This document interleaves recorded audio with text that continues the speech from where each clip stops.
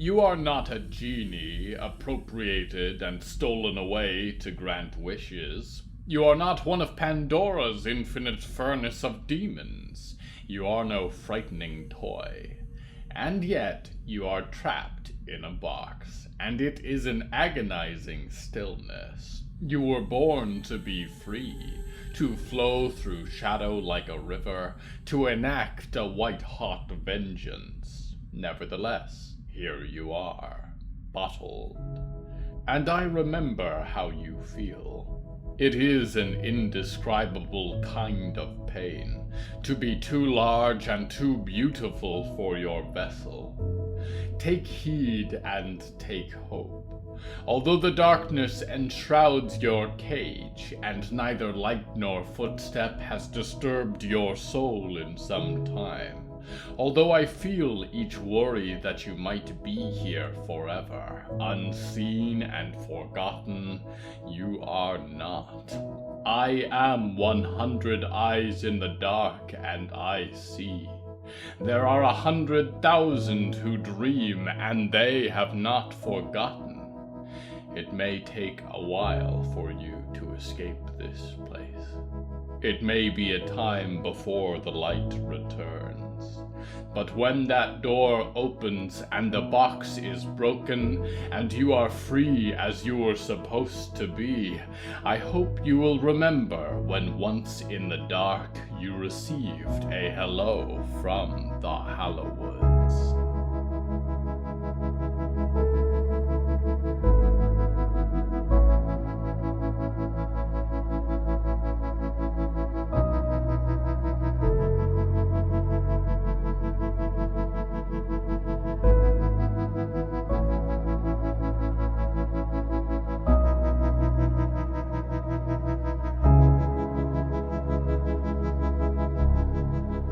Right now, I hover over the ocean. I was here before once, when all this was water. Water it has been for many years, but as your world heals, the ice returns. It is a wasteland now, shattered and refrozen in a never-ending cycle. It is across this tormented realm that a great wolf runs, so desperately that her paws bleed against the jagged ice, and she hopes to reach her family in time. The theme of tonight's episode is Snares.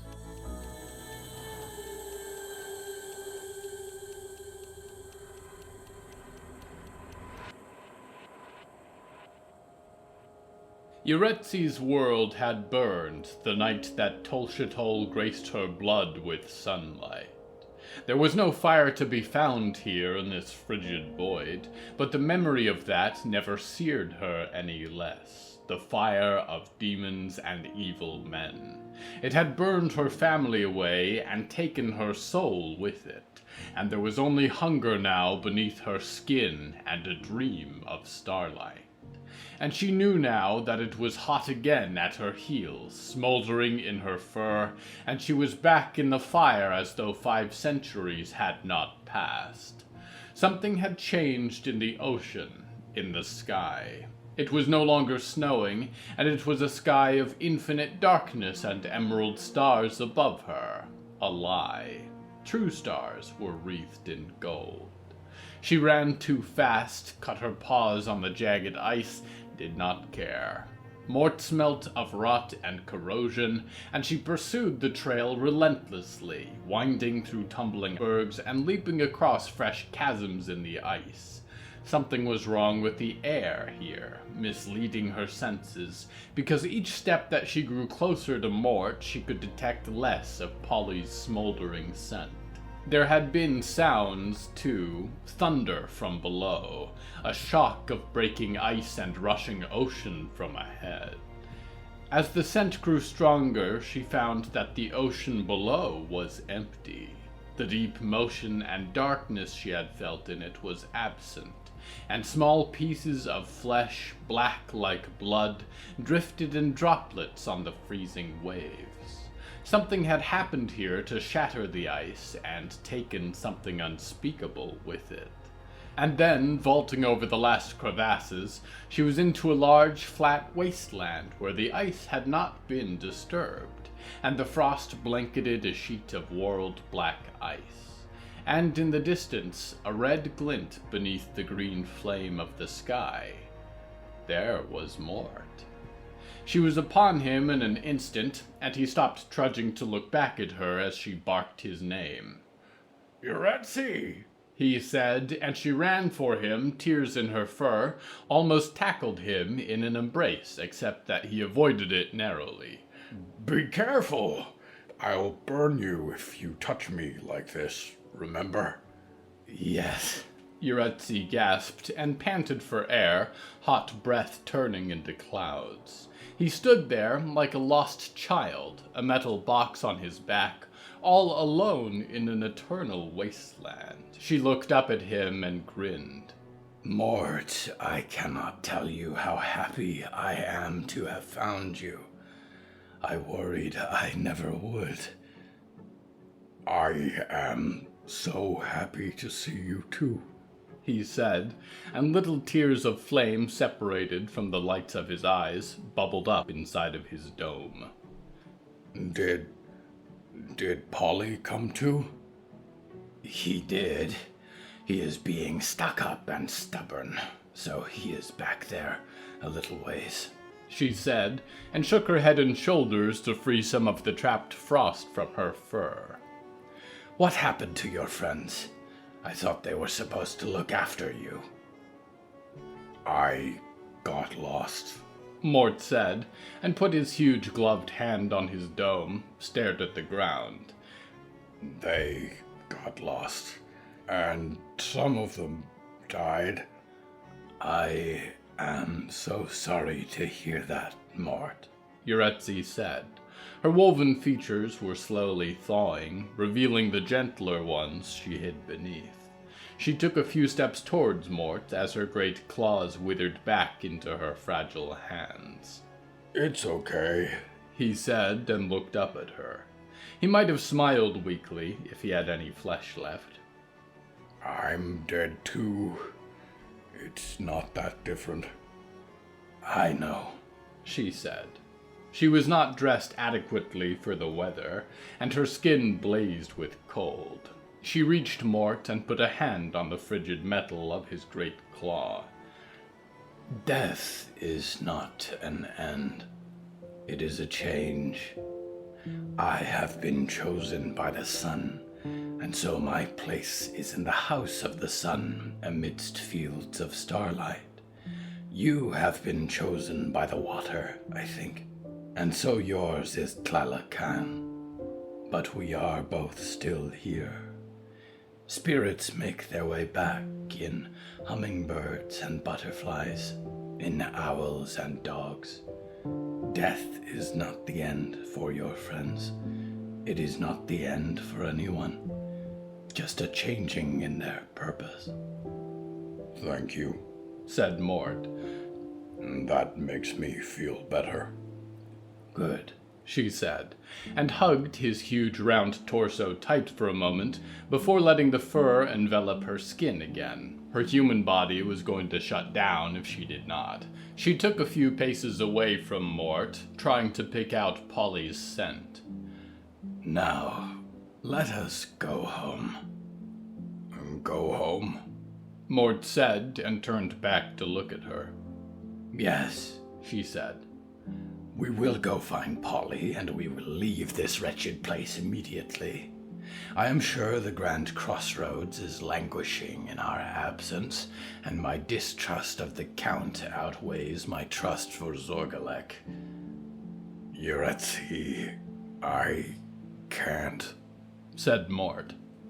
She looked back at him sharply, snorted steam.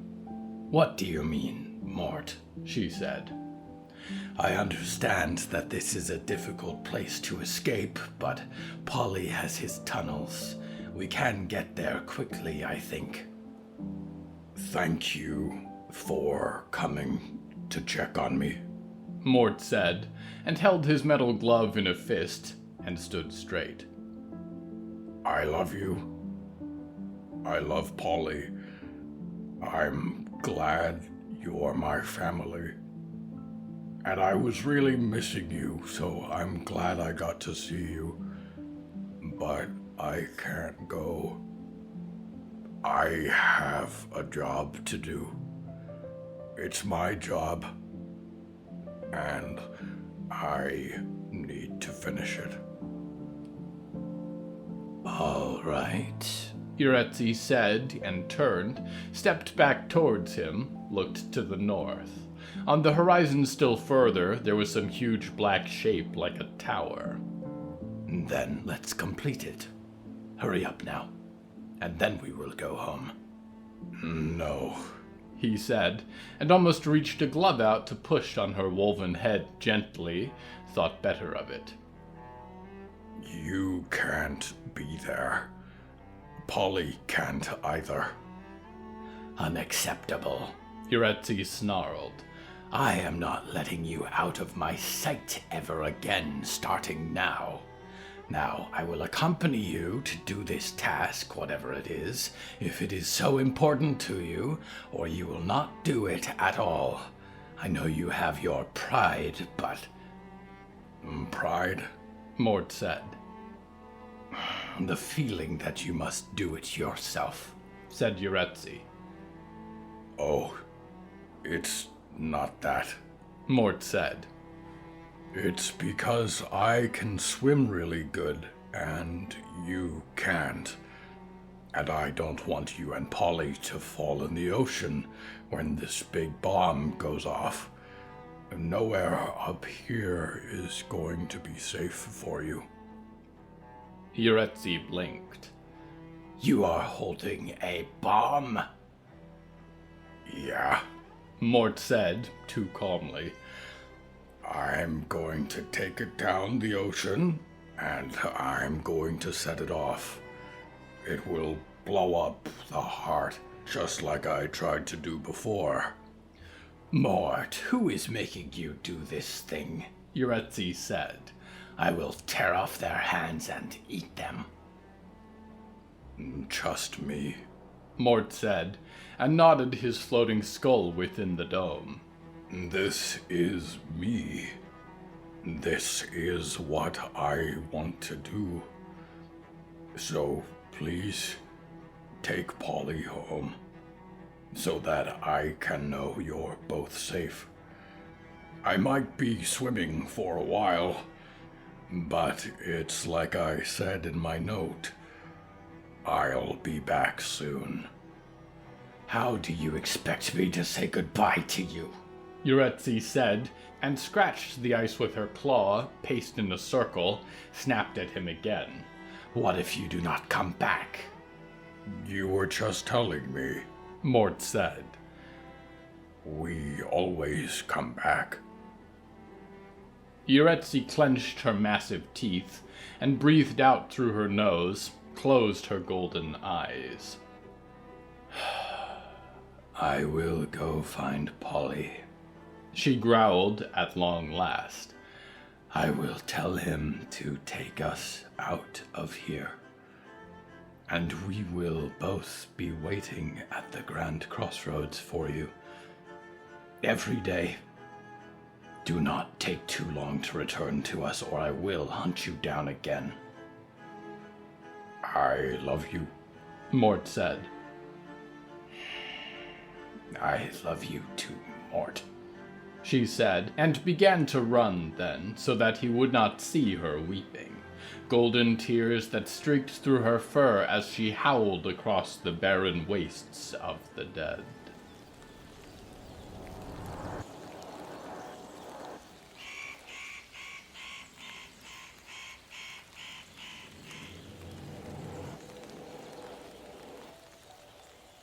If you were one of those who chose to call the Hallowoods home, then two thoughts have already occurred to you. The first was likely that if you went north, you could avoid the dangerous whims of other untrustworthy survivors, and fend for yourself in peace. Surely the greatest danger emanates from the population centers, and you might escape them and live a life in the wilderness almost peaceful enough to forget that there is no world to return to. The second thought that occurred to you was likely that you had gone north enough, and so chose to call the Hallowoods home. If you had gone any further into the northmost, you would have stepped into a deadly trap. It is easy to enter these far woods, but less so to escape, working backwards across an ever-changing labyrinth of trees. If you hear this, if you are lost, think of what you want. Think of home. Let it call to you across the hidden pathways in the pine. If you are very lucky, you may retrace your steps. Be careful. Even as the faceless king is preoccupied with the coming spring, his court and the stranger beasts that dwell beneath the gloomy canopies would warm their cold bones with the heat of your blood.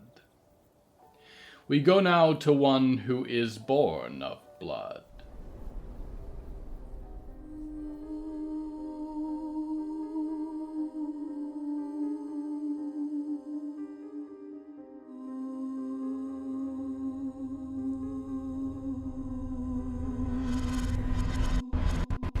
August Pauls knew that the end was near. He'd always had a good sense for that, ever since he was little. That piano lessons were going to stop soon, that they were going to need to move houses, that the lady walking down the street in their neighborhood wasn't going to live much longer. And he could see them, the dead that stood in on the distant horizon, shimmering like a mirage, watching curiously as he stepped across the ice. Chancellor Ward knew this was a nightmare. Nightmares he was familiar with, the ones he had, the one he had grown up in. That was the thing about nightmares. Just when you thought you had escaped them, they revealed you had never really left. He wondered every day after the death of his mother, after leaving Downing Hill, as he pursued his dreams of mundane studies like archaeology and ancient creatures buried in bedrock, scientific pursuits that did not try to kill you. Well, until they did. Ruth Esther Barnes knew that there was ice in the Arctic, which meant that the environment had begun to heal faster from humanity's oil-stained grasp than she would have anticipated, and she rejoiced for that. The blizzard had vanished and left them beneath a dark and green-starred sky, and she wondered what kind of pollutant it was that created that vision, or if the stars really did spin overhead.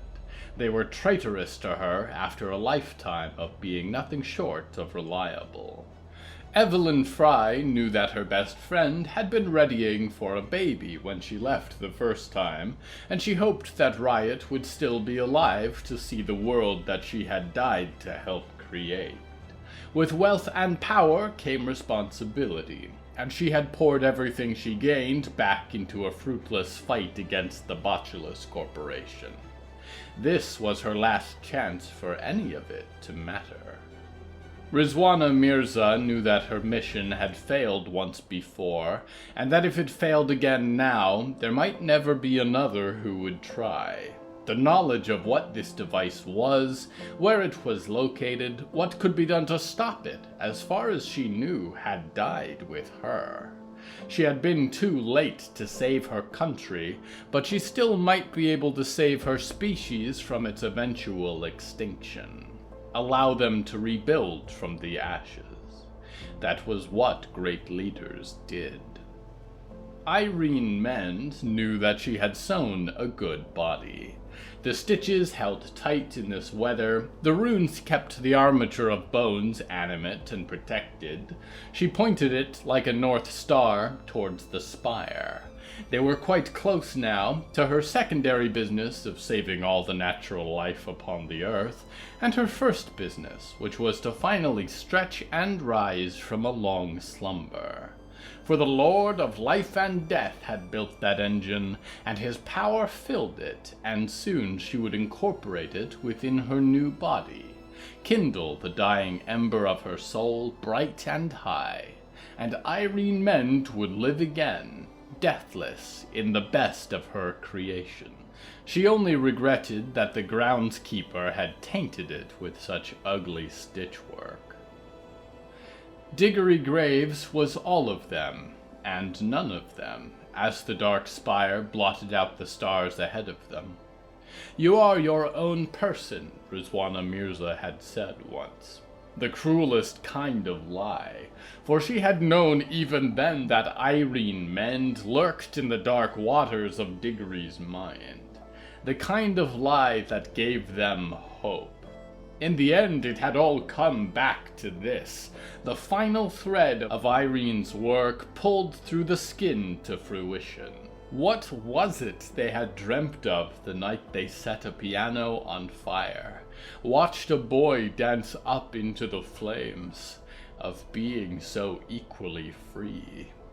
If only, they thought, we are all of us bound by our strings. And there was something else, a last flicker in the many fires of Diggory's soul. Something that knew nothing except that it hummed within them with each step that they took towards the heart of creation. A drop of rain from a leaky roof, a rolling tear, a song that carried them over the last barren crag of broken frost to the foot of the Needle. Great plumes of deep black water were captured in midair, as though the night sky itself had been poured down and frozen. The tumult of obsidian ice was many hundreds of feet across, and they could spot someone shiny and red at the base, and something that Diggory had always been searching for was found. They were finally, and forever, north.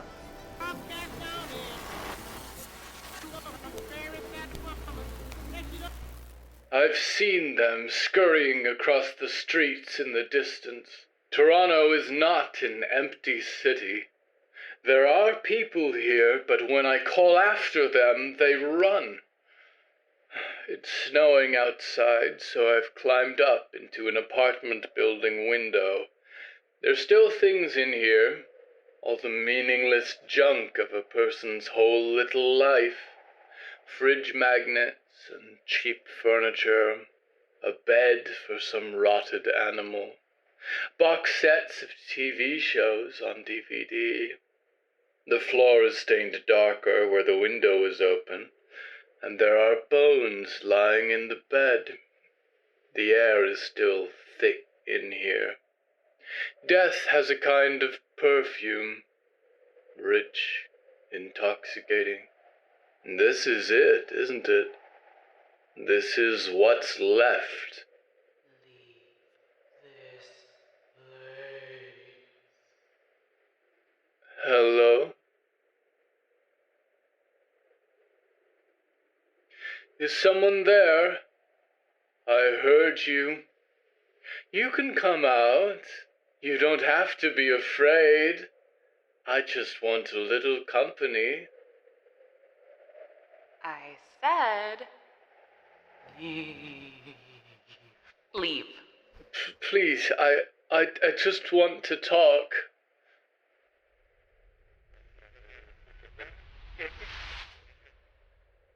Oh, Oh? you're dead, is all. Aren't you? A specter, that's what they call them. It's an interesting phenomena, you know. I may be dead, but I'm better off than you. Oh, these. Yes. I suppose I've grown a bit out of sort. I don't know if I've spoken to a ghost before. My name is Emma, and that's a surprise. Toronto is full of ghosts. It's hard not to float down the street without running into one. I'm on my way to visit a friend who talks to ghosts. I'm sure he'd like you. Flattered, I'm sure. Well, this has been a nice conversation. Now, get out of my apartment and leave my meaningless junk in peace, alright? Can I ask, What, am I a Ouija board? what is it like? What, being dead? You don't want to know about what it was like paying rent in Toronto, I assume. Or my job at the coffee shop. Or my cats. Or what it was like to watch the world end and not be able to do anything about it. I was just curious. Everyone is, I suppose. Did it hurt? Was it frightening? What do you do to pass the time? The getting stabbed while I was out getting cat food hurt. The dying happened in my sleep, I think. I never woke up, so I didn't have the chance to be scared. And now I exist for the first time. I spent a lifetime scraping just to get by, worried every minute. Now I don't worry. I just take it in while it lasts. Watch the seasons pass and the concrete crumble. Talk to the others that are left here. And sometimes passing assholes like you. Sorry. What's it like to live? Very funny. Well, I'm serious. I scarcely recall. It feels like waiting to die. I used to... Well, no need to get into the details, but I used to have a job. A purpose. The thing I spent my whole life trying to do. And now I've lost it. And I feel like I'm adrift. What's the point now? That is the one thing I miss. What's that? Choice. Well, you can still walk, still move things, still go on. You can decide your direction. Do whatever you want to do. After you're dead, it's different. Over with. I'm a memory. A voice people hear sometimes. I'm nothing anymore. A lifetime is full of lives, and you can start a new thing as soon as the last one ends, so shut up and stop complaining. If you feel like you're missing something, then go find it. Get out of my apartment. You're very rude for a ghost. Hello? Hello? Well, she's gone. And right, I think. I need to get out of this city.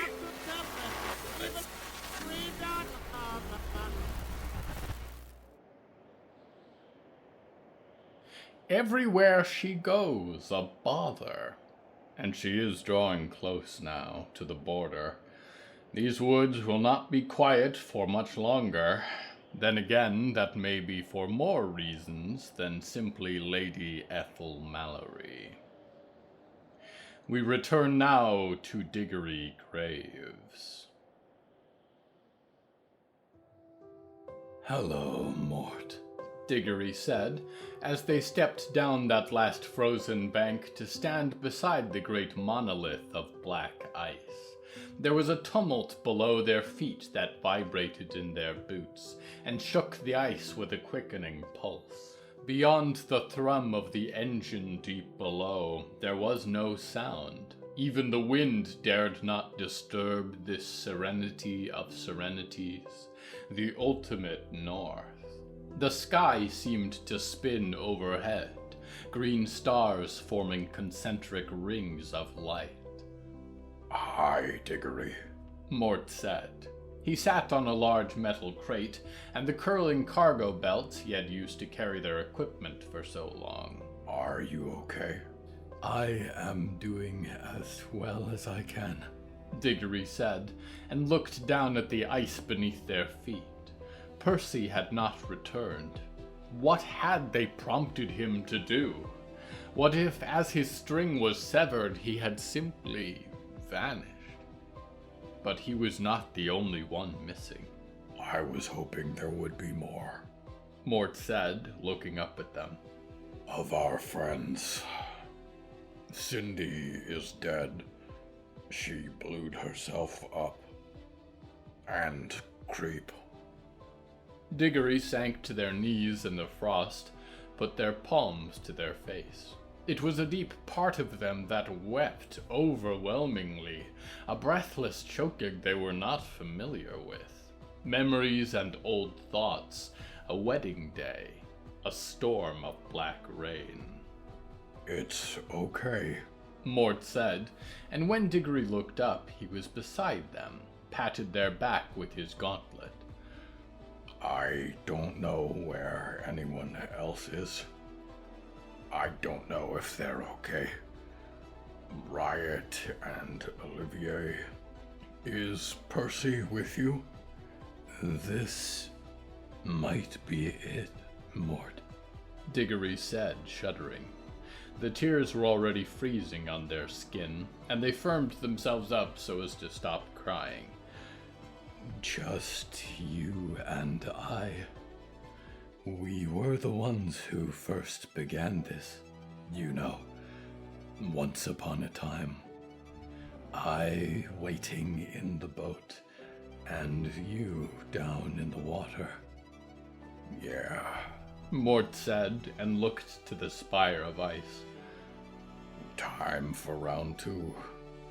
It will be different this time, Diggory said, composing themselves, looking around one more desperate time for Percy.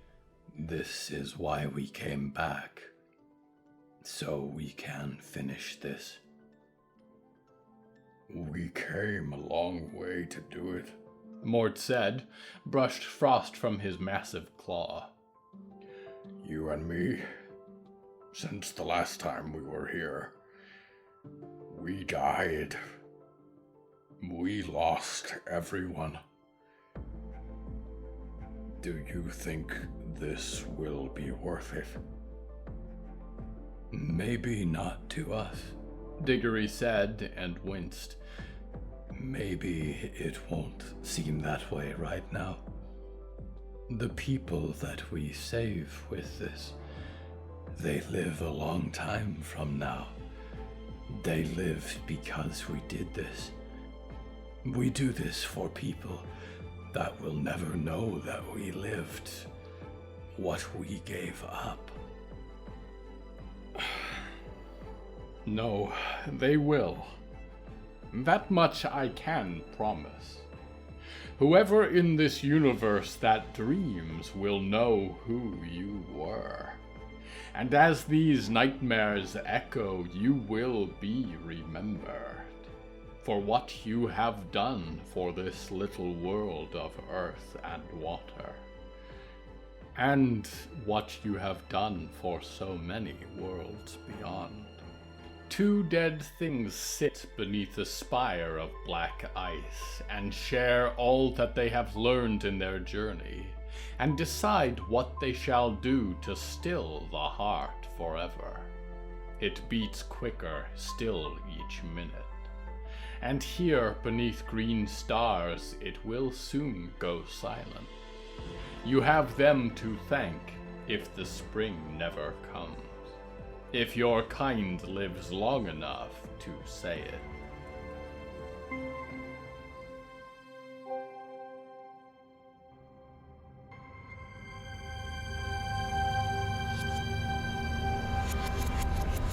How long have you been sleeping, dreamer? How many nights have you returned to these idle slumbers? Do you ever remember them when you wake? Not all hear my voice the same. There are very few of your kind in America, for instance, who are not trapped within a dreaming box where they cannot hear me. And even among you there are some who I do not allow to hear me, those who it would harm if they knew. People and particles both react differently when watched. And this is not a story about Nicky Nick and what that ever-present watcher did. I am here to orate, to record what transpires, nothing more. and yet I have touched this narrative, only with the best of intention. If Diggory had reached this place alone, you would have had little chance. For better or worse, this is my choice too. And I have violated my own rules to make it. Will that too have been worth it? I hope I have not, in some way, doomed you in the watching. We go now to one who flees from failure.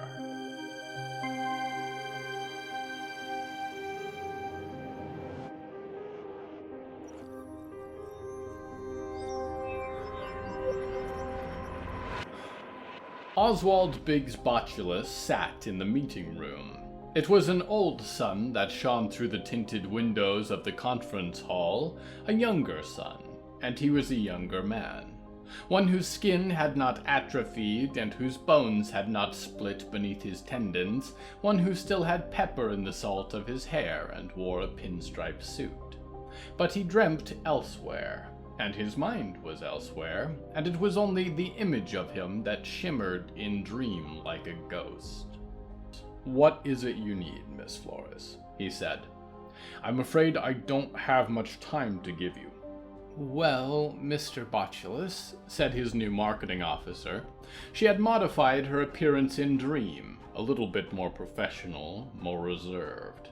Representing the company was already taking its toll on her spirit, it seemed.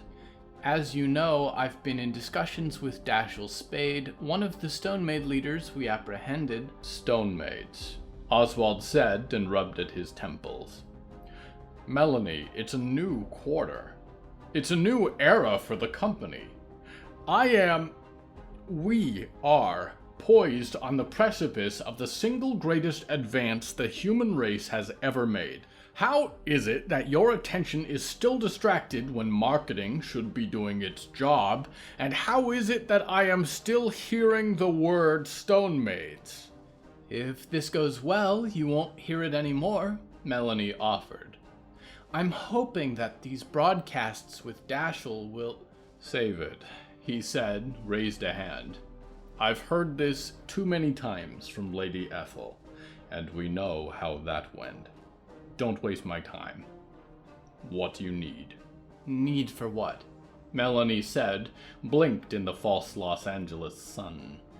"To get this over with," said Oswald. "Liquefy their brains, disconnect them from the dream, dump them in the body gardens for mulch. I don't care. Whatever you need to end this, it's approved. But I don't want to hear the word Stonemaids again after today. You understand?" He did not wait for her bulging-eyed surprise to dissipate, pulled his dreaming visor off, and sat in the darkness. He would have rubbed his eyes were they not swollen into hundreds of divided fragments, scratched at his wrists, but felt the itch was always beneath the shell and the bristles.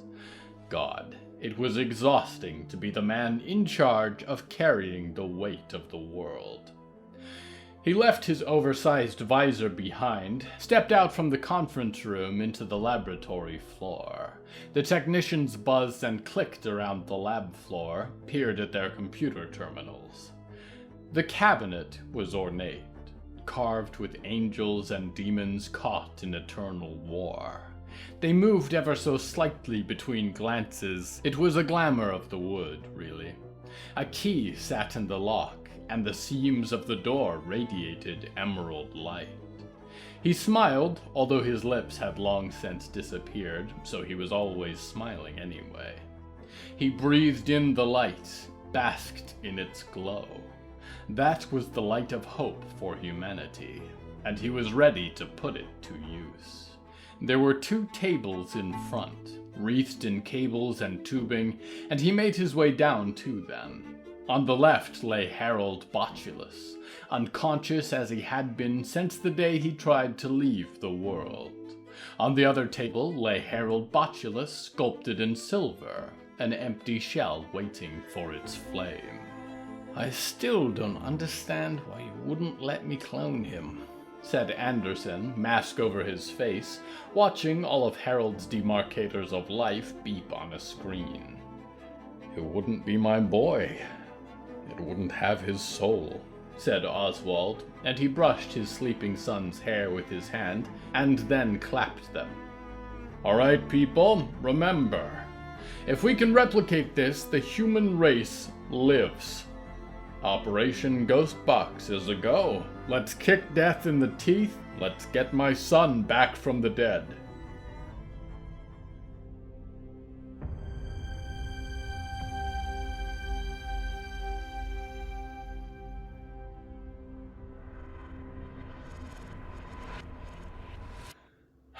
Snares. What is existence if not a trap? You find yourself suddenly locked in a vessel of flesh or ethereal thought matter, born without warning into a cosmos that burns with conflict. There is no escaping it, only waiting it out. It is heavy and painful at times to wait, to continue to breathe, to survive. But what else can we do except to continue living? One day, the vessels will break, and we will run free indeed, and there will only be a little blood upon the teeth of the metal clamp, a loose spool of wire that once held our necks, and we will be only a dream of the hunter. Until the last trap is sprung, I am your loyal host, Nickignick, waiting alluringly for your return to the Hallowoods.